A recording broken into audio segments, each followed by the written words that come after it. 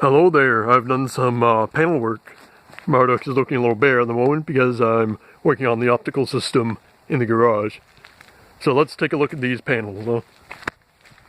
The shin may look a little different because I actually found the original. It was stored in my car over there. Because I'm working on rebuilding the brakes, I don't look in the cabin much. You can see Jen McStud relaxing in the distance. But for this extra back shin panel I have, I might turn it into a back panel. Because the back side of Marduk looks terrible. Big garbage bag mess. Here we have the modular sort of hand system.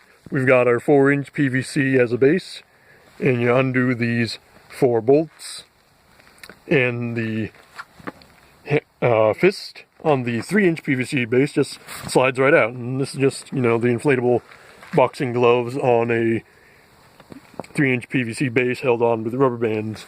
It's a little more sturdy than the previous punching test because the fists were flopping around quite a bit. So that will probably be a bit better of a punch, but I'm hoping to replace it with something even better than just an inflatable fist, something that can give an extra punching oomph.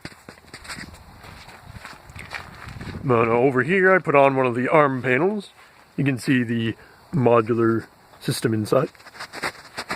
And we've got a couple screws or bolts, one right here, and one on the inside somewhere, and one way up there, and one right here. And there aren't many actually nuts holding it on, because what happens is the pressure of the paneling wants to stay in shape, so it kind of pulls these screws around, and the thread gets sucked to one side or the other of the mounting hole, pretty much making it a sort of improvised thread to secure it. But that is all for this short update video, so I will see you in the next one. Bye-bye.